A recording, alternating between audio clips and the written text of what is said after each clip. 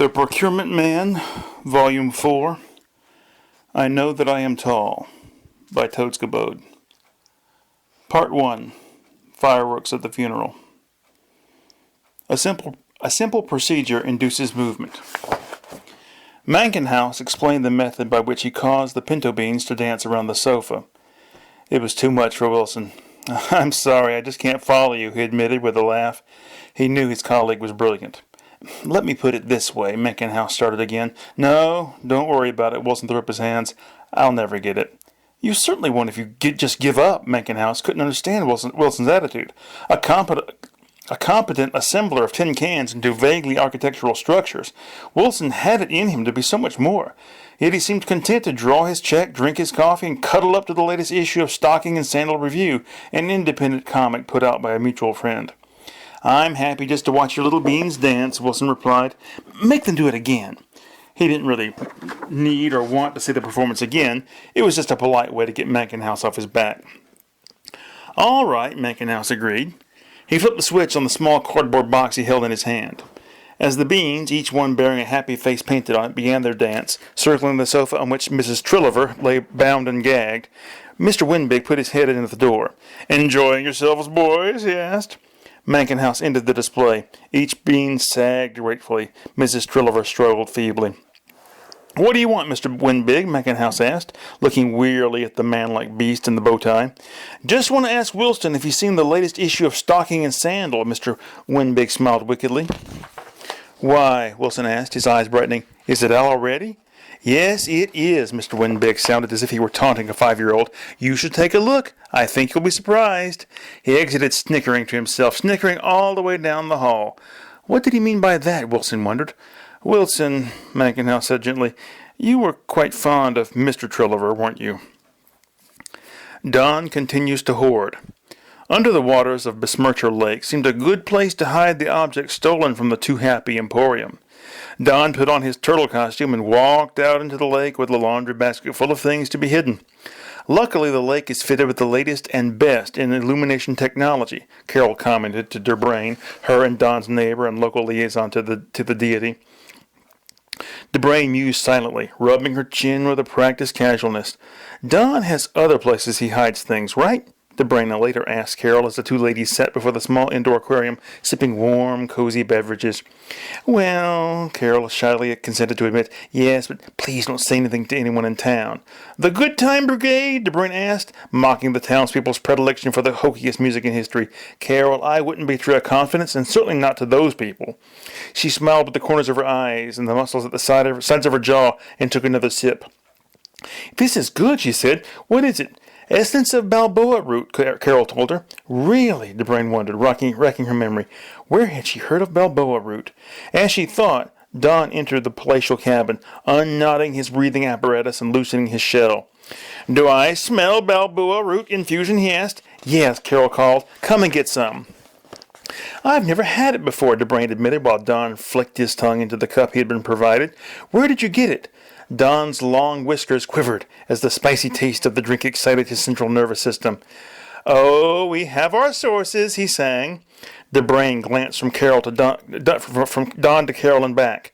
"I think," she said slowly, "you'd better tell me exactly where you get all this stuff." She gestured at the array of crackers and sweets on the low table. "Or else what?" Don laughed. He took it as a joke. "Or else I'll cut you off from our God," DeBrain grimly answered. Paralysis, indoctrination, and crud. "Gentlemen," Dr. Beanbat summoned the attendees' attention by rising from his chair and calling aloud in his most commanding tone, "Gentlemen, it is apparent that Doctors Flibshid and Moore are not going to make it in time for the centerpiece of tonight's presentation. So, as time is getting on, I think we'd better proceed." He looked to his left. "If we could have the lights dimmed, please. Thank you." He sat down. Behind Dr. Beanbats, on a screen of delicately woven spider silk, was projected a film. As it played, Dr. Harmfuss leaned over to Beanbats, sitting on his right. "What's this about?" he asked. "The Duke Rancid Squirrely Paralysis Beam. This is edited footage of the secret films taken by Flibshit and Moore," Dr. Beanbats whispered back. Harmfuss nodded knowingly and took up his wine glass. He looked out on the ballroom full of vacuum cleaner salesmen. He hoped they were getting their money's worth. The dinner, a disappointing plate of undercooked ham and canned green beans, had not reflected well on Goose Rampant Technologies Seminars Division.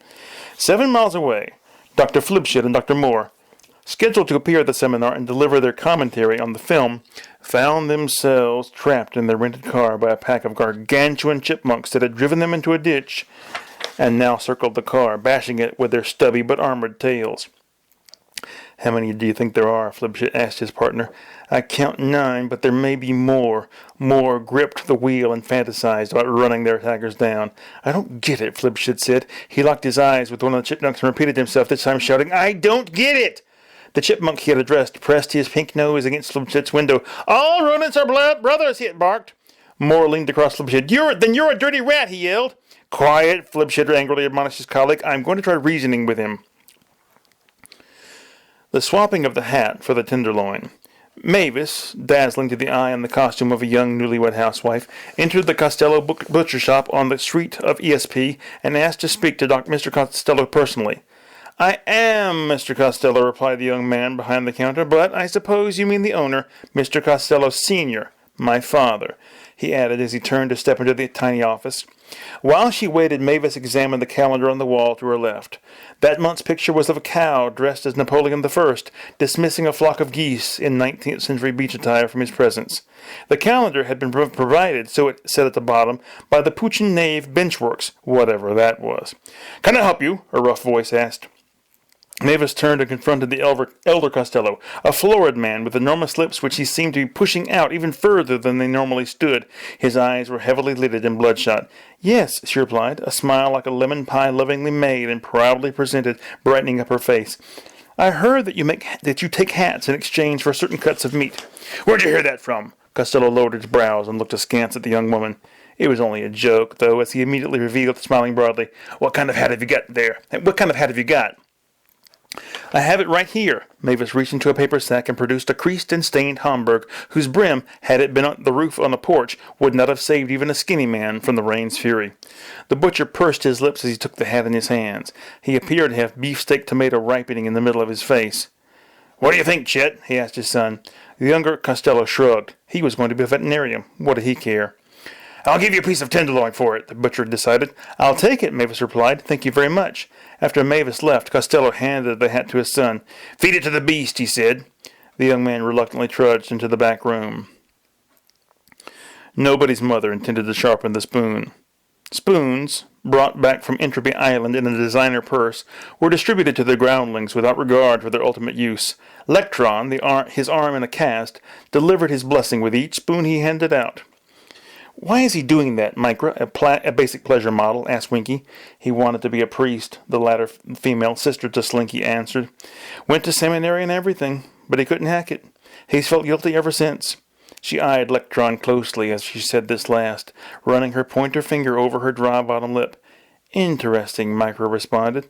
Actually, it disgusted her, but she wasn't sure of Winky's feelings on the subject of religion in general, and the culturally dominant deity in specific. Acquiring such knowledge could wait until another, more convenient time. Right now, she needed to put on her growling mask and get in line if she wanted to get her spoon. "May you understand true awareness," Lectron urged Micro as he handed her a spoon. Well, that wasn't too offensive, Micra admitted to herself as she turned to the photographer and held aloft her spoon. "Smile, honey," the man with the camera ordered. "I can't," Micra truthfully told him. She shuffled outside the courtyard to the raceway, where she met up with Winky. "What did the old guy tell you?" she asked. I didn't get in his line," Winky replied. "I got mine from a young guy. Kinda cute, in a really zealous, fresh-faced missionary sort of way." Micra mused on this until they were joined by Slinky. "Hey, where'd you girls get the spoons?" the newcomer, taller and thinner than her sister, with a high waterfall of straight blonde hair, asked enthusiastically. "They're free," Winky pointed, "right in there." As they looked, however, Electron, Dr. Phipps, Murray, and that curiously uniformed man with the cartoonish Van Dyke emerged from the courtyard, the purse upside down and obviously empty in Murray's arms. "They're all gone, praise Lord Vandrato," Electron cried. "Give me a break," Winky muttered. Micra tapped her spoon against her tan, plump thigh wonderingly. Dismal uncertainties loom over the pajama parade. I just don't know, Rad Connor admitted, as much to himself as the circle of associates that stood with him about the warming glow of the brazier. I am filled with uncertainty. Uncertainty is dangerous, quoted Max. General Black was a favorite of his. Uh-huh, Connor vocalized sarcastically, glancing at the young man with the crew cut. Gentlemen, how are we this morning? Ward Manners barged jovially into the group, looking each man in the eye and touching a hand here, a shoulder there. What's the discussion about? He asked. We're wondering whether the pajama parade will go ahead as planned, Max informed the older man. It won't, Connor decided. Well, now I don't know about that, Manners countered. He unwrapped a stick of gum and folded it into his mouth. That parade's a tradition, a long-standing tradition. He shook his head ruminatively. People don't like traditions being violated. But what about these flammability protocols? Jackson, a small-scale corn farmer from the lands behind the factory, raised a central point. I think they're valid, Manners answered. Anticipating his fellow's words, he added, Don't get me wrong, traditions are hard to abandon, but if I were in charge, I'd have my doubts too. It was evident that the men held Manners and his opinions in high regard. They reviewed what he had said in their own inner spaces, all, that is, but Rad Connor. He threw up his hands and stalked off, exhaling in exasperation. He walked down to the small pond by the bank and stood with his hands in his pockets. There had been a time when his dearest pastime had been to come to this pond and set out an armada of tiny paper boats. Hey, Rad, what's wrong? Inez Shamrock had approached him without his realizing it. You look crazy, Connor snorted. The battle of the mechanical potato men took place right here, he said. How do the men of flesh paste their houses together? The answer to this intriguing question lies in the last few lines of Buff Mill's Pontificator's Delight, that timeless compendium of speculation and anecdote which has sat unopened on a shelf in my upstairs parlor since some unnamed night visitor left it there in a fit of pique. Pique is always the result of a fit, have you noticed? Perhaps I should make a compendium of my own, full of just such observations. Of course, it would never sell as well as Buff Mill's, but then mine would have one of my unremarkable paintings on the cover, whereas the former book is graced with one of those treasured Norman Rockwell pictures, one of the ghost of George Washington helping Santa Claus consume a plate of cookies, while tow-headed, gap-toothed rascals dressed in pajamas surreptitiously look on in reverent amazement. The houses of the men of flesh, for those of you unfamiliar with basic science, are held together with a gum paste developed by Ronson Brothers for the space program. It is the application of this paste, however, that has confounded the imaginations of legions of young boys, much like yourselves in most regards, except for the whiskers and bow tie. Although Buffmill categorically states that the application is done with a hydraulic cone separator and a wide variety of nozzles, it is my belief that in the colder climates a bottle brush and good old-fashioned elbow grease are utilized. Other than this divergence of opinion, however, we are in complete agreement. You need not bother buying my book when it comes out. Buff Mills will satisfy the cravings of your heart. If you want to know the story behind the men of flesh in these houses of theirs, however, you may want to wait for my book. I can tell you about their great leader George Washington and his faithful companion Santa Claus, and the 12-year battle they waged to unite the disparate tribes of men of flesh into a single house-building confederation. Can Buff Mill and his tawdry, sensationalist book give you the inside details on how young Judy Garland tried to come between the two legendary heroes like so much gum paste into the corrugated crevices of an attractive three-bedroom neo-Victorian dwelling? I doubt it. Have a little patience, for Pete's sake. Crab-wise, the gifts go back in time.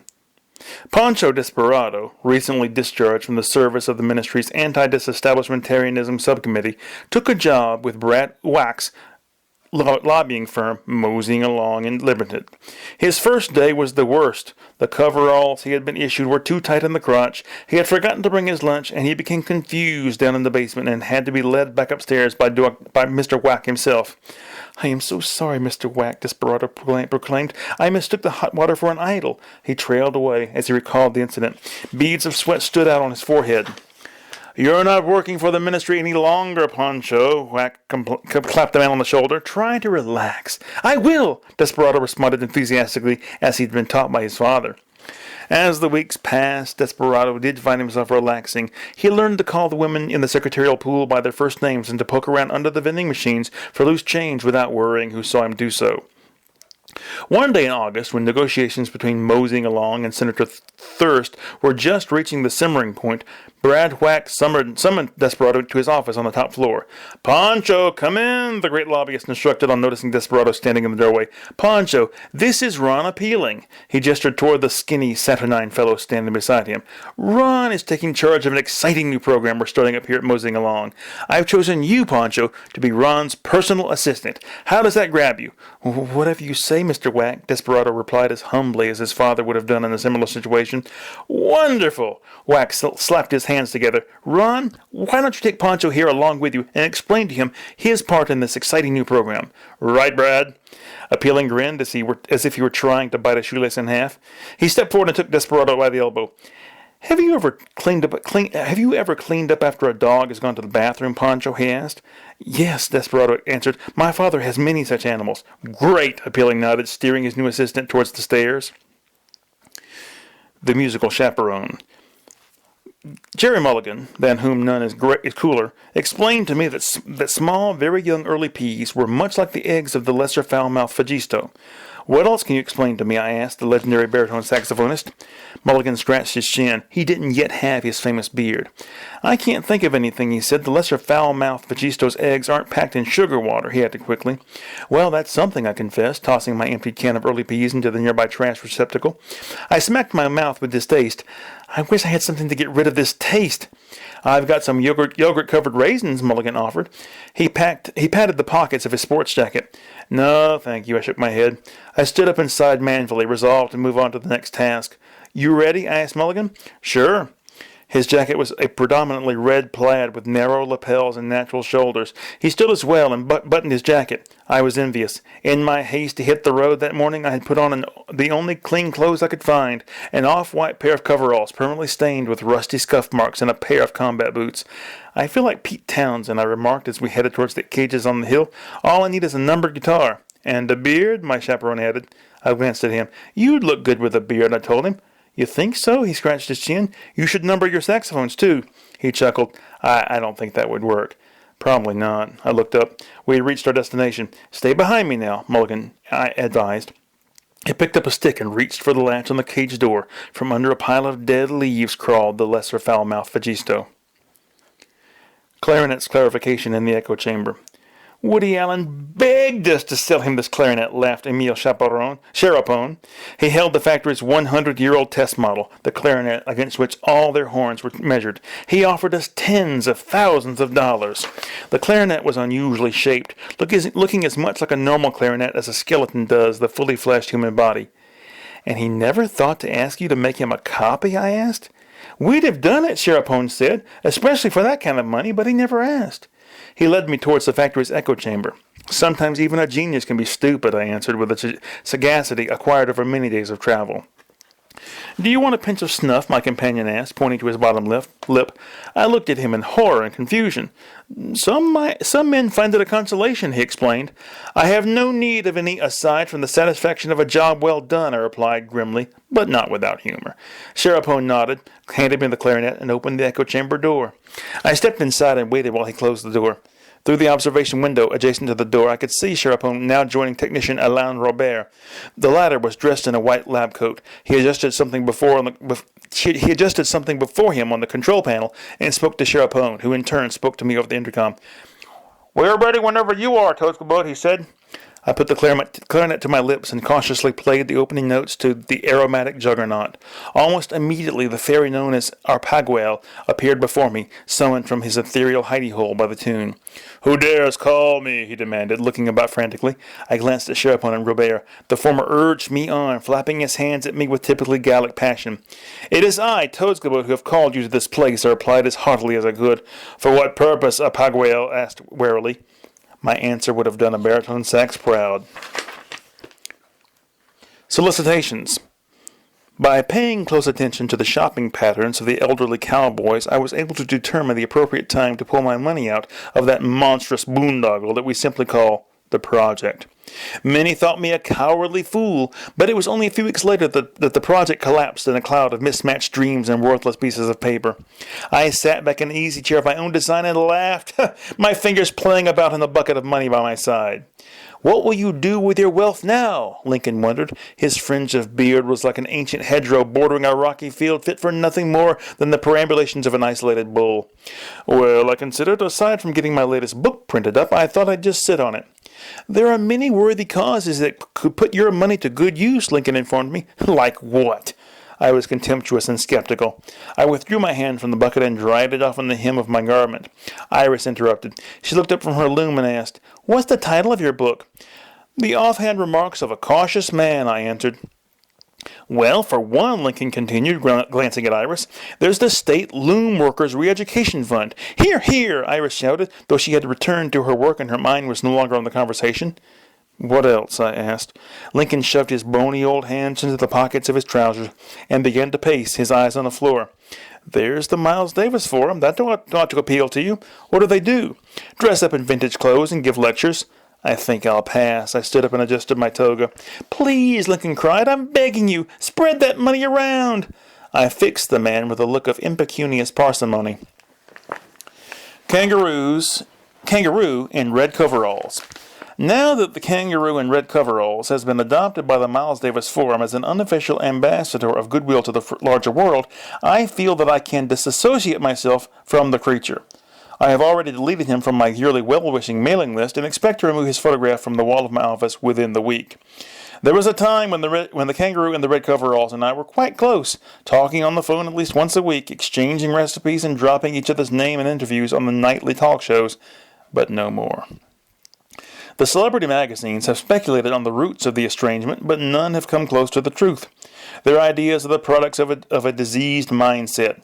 This document will confuse them. Philosophic differences coming between two people whose relationship has been a source of mutual gain? Incredible, and yet it is true. The actions of the Miles Davis Forum are just the last in a long series of events that I can no longer ignore. "I smell microwave burritos," the kangaroo said to me one day last spring on entering my kitchen. "Can I have one?" he asked. He had followed the smell to my plate and now stood over it, pointing with unrestrained desire. "Sure," I replied, though internally I was seething. The last of the microwave burritos, and I was forced to share. "Surely not the last," Dale Davenport laughed when I had told him the story of my frustration. "Yes, the last. They don't make them anymore." I thought I was going to cry, just like I did when my mother allowed my subscription to Highlights to expire, and blamed it on me for unwittingly putting the yes sticker on the refrigerator along with the smiley face ones. I turned away from Davenport, closing the door on him when he tried to reason with me. The other steps towards the unraveling of this friendship between the kangaroo and me were but steady exponential increments between the burrito incident and the Miles Davis Forum selection. With a little imagination and a slide rule, you can fill them in. Damn it, I told my new friend the snake I wanted to wear the funky clothes and throw candy to the children. Greens. An extra serving of greens was all that stood between me and a complete system's failure. After receiving the necessary nutrition, I gave thanks to the appropriate deity, Gourmand Kufril, the head in the box, eternally waiting with a smile and a grunt of approval. I arose from my thanksgiving and clutched the staff proffered to me by my assistant, Mr. Anders. "I go now to meet the challenges of wayward youth," I said as I faced a bleak horizon scattered with the surreal furnishings of our common ancestry. Shall I accompany you, senor?" Mr. Anders asked. "No," I said, for I had sensed the trepidation in his voice. "You stay here and prepare the soup. When the men of goodwill arrive, you will have something to feed them." "Yes, sir." "Until my return, then," I cried, and set forth, placing one foot before the other in the accustomed manner of our people from time immemorial, and using the staff as a kind of third leg to relieve some of the burden of moving across the face of the earth from my aging frame. "Back problems," I remember Dr. Rubens asking me as I climbed onto the examining table. "Me? No," I laughed. "No, I just have a certain stiffness." I gestured toward the vertebrae in question. "It usually goes away after I've danced around a while. One can hardly call my trek across the waste dancing, but my back loosened up significantly as I came closer to the pile of abandoned aircraft that dominated this zone. Once again, I was grateful to Gomankafril for the energy to work it out. "You're welcome," the head in the box replied in its low, guttural voice. "Who said that?" someone asked. I looked around and saw a man emerging from the shade beneath the wings of a disused airplane. Behind him were a crowd of similar men, each in the costume of the archetype of his choice. "Men of goodwill," I called out. "The soup is that way." The placid encumbrance. Beneath the waves of the warm, embracing sea, I spoke with an octopus whose embarrassment at being caught wearing the red socks or the purple sweater was only exceeded by his irritation at having failed to obtain an ample supply of crackers and ornaments for just such an occasion as our little talk. "I am so sorry," he said. "I meant to lay in some of those Triscuit things." "Don't worry about it," I insisted. I was on a diet and couldn't indulge in all the delights of his table, even as it was. "And then there's the decor," the octopus went on, looking about. The room was strung with fairy lights on strings, the walls covered with accumulations of toys and kitchenware, all spray-painted black. It wasn't all that original, but I didn't tell him that. "It's fine," I said. No, he shook his massive head. "I wanted to set up some mannequins in here, maybe create some sort of tableau, the meeting of Bismarck and Napoleon III, perhaps." "Yes," I nodded, smiling at the thought, "perhaps. You could have a sedan chair in here." "A what?" the octopus asked. "A sedan chair," I repeated. I drew a picture on the back of a subscription card to Dingelmeister magazine. "Why?" the octopus asked, handing the card back. I smiled like a man waiting for his grandmother to put away the gun. "No reason," I said. I took one last cracker from the plate. "Have you given any thought to the proposal?" I asked. "You mean whether to allow you to return to the surface?" The octopus looked away. "I have given a great deal of thought to it, but as you know, it is not I who decide such things. The lobster has the final say." "And how can I get in touch with him?" A chain of bubbles poured from my nose in my frustration. "Here he is now," the octopus replied, nodding towards the door. I turned to look, but saw only another losing lottery ticket. Photovoltaic nosegay. A man in my position often finds himself compelled to attend social functions for which he can make little justification. The waste of time is the great iniquity, but I have resigned myself to it, and over the years have learned to glean what I can from these situations. Thus it was that I dressed myself as a spy and proceeded to the House of Whistling Boredom. Nominally a celebration marking the anniversary of Steve McQueen's ascension to the happy hunting ground, it was in fact an opportunity for Dr. Laughenshack to show off his new wife. I arrived with dark circles under my eyes and a gift of bath salts for the happy couple. "How thoughtful!" Elizabeth Laughenshack, formerly governess to the Sorbet twins, thanked me as I stepped inside, handed her the gift, and sniffed the nostalgic aroma of many grown-ups packed together in the dead of winter. "The wolves are out," I commented, handing my coat to an attendant. "By morning the streets will be littered with body parts too tough for even their rapacious jaws." I slipped away to investigate the areas of the house off limits to the less bold invitees, leaving Dr. Laughenshack to explain my idiosyncrasies to his blonde acquisition with the bronze bosom so wantonly displayed. Under a bed in a room cleverly hidden in the neighbor's backyard, I discovered a tennis racket. I mused. Wooden. Someone is either a collector, I speculated, rising to my knees and listening intently for the sounds of pursuit, or very old. As I stole a couple of items small enough to fit into my socks, I reflected on my dual feelings towards the elderly. Of course, I hated them, with their indifference to their surroundings and their infuriating torpor, but I also respected many of them. Fine storytellers, some of them. Later, timidly mingling with some of the other guests, I urged several to try to guess the scent of the flower in my buttonhole. "Is it some kind of carnation?" one lady asked. "No," I giggled. "Try again. Hawaiian rosewood." I shook my head, barely restraining my laughter. Little did they know that with each sniff they moved the hands of doom ever closer to midnight. How I arrange flowers. You can take the previous story at face value or not, as is your natural inclination. It matters little to me. However, it is a fact that flowers and flower arranging are among my interests. Market research suggests that you would like to know more about these interests of mine, and therefore I hereby present this informative piece. As with almost everything I have learned to do, I am self-taught in the art of flower arranging. I thumbed through a couple of books on the subject to get a feel for the general mindset informing the most common attitudes towards flower arranging, and then I bought a vase at a thrift store and picked some flowers from somewhere on the side of the road and took everything back to my lair. Being enamored of the Zen approach to life and art, if not an actual devotee, I threw the flowers into the vase and stood back to admire my creation. It looked pretty good to me, and so was born my basic approach. Now, of course, I have refined my approach over the years. I have found that flowers alone simply don't do it for me. It was the addition of extra floral components that really plugged me into the excitement that is modern flower arranging. I believe the first non-traditional element that I had added to an arrangement was the neck of a guitar I had broken in a drunken rage. "Come take a look at this," I yelled to my wife. I thought it was a clever and attractive commentary on the music to be found all around us in the natural world, but my wife didn't agree. "It looks stupid," was her judgment. Of course, no arrangement lasts forever. The vases are reusable and one can always take photographs of the arrangements, but this is essentially an ephemeral art. I think that is much of the appeal for me. So much of what I do is intended for the ages. My monumental sculpture, my political work, my synthesis of architecture and landscaping, but pushing torn pieces of the day's newspaper into a vase along with some daisies make a statement, I think, about how it can all come to an end right now, this very second, without any warning.